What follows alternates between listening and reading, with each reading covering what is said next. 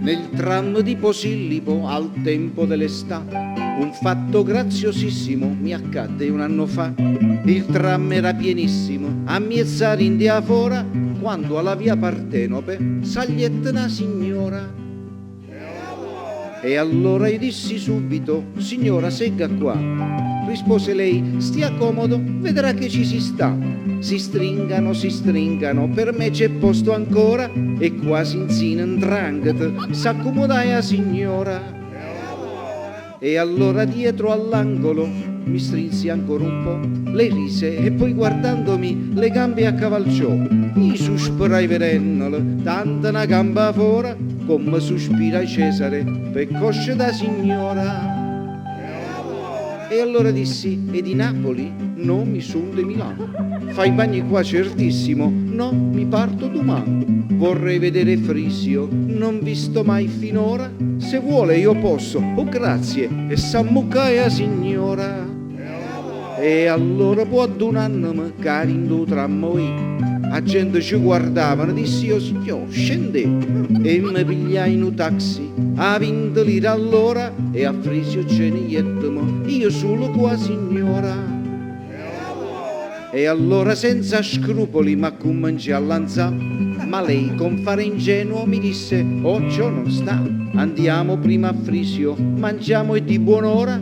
Io sto all'Hotel Vesuvio, lei mi accompagna. E allora? E allora io feci subito necessità virtù, ma a Frisio ci mangiaiamo 200 lire e più. Tornando immaginatevi, stevo con l'occhio fuori, finché all'Hotel Vesuvio scennette qua signora. Qui viene il graziosissimo Cayenne Petrasì, a tutti presentavami, presentomi marito. Ma aveva pigliato proprio per un cafone fora e chiettami in da camera e s'assettai a signora. E allora mentre proprio a stevo per abbracciare, vicina a porta tuccate sentette tuzzulià. Chi sarà mai sta bestia? Si mandi alla malora. Lu cameriere in smoking co punto da signora. E allora ci guardaiamo curioso tutte e tre.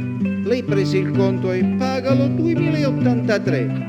Una pensata e spirito, dissi io: mo non è ora. E il cameriere pratico: pardon signor signora. E allora le fa: sei stupido? Qua stupido, ma da, sono 100 lire taxi e 200 per mangiare. 2080 camera e che buon'ora, che ci può banche Napoli, carissima signora. E allora senza aggiungere manco noi e noi, pigliai cappiello e subito una scenetta là. Trovai ancora taxi, chauffeur, pensione Flora e chietta a trovare Amelia che m'aspettava ancora. E allora ebbi la prova di una grande verità, che via vecchia Panova non sa da mai cagnare.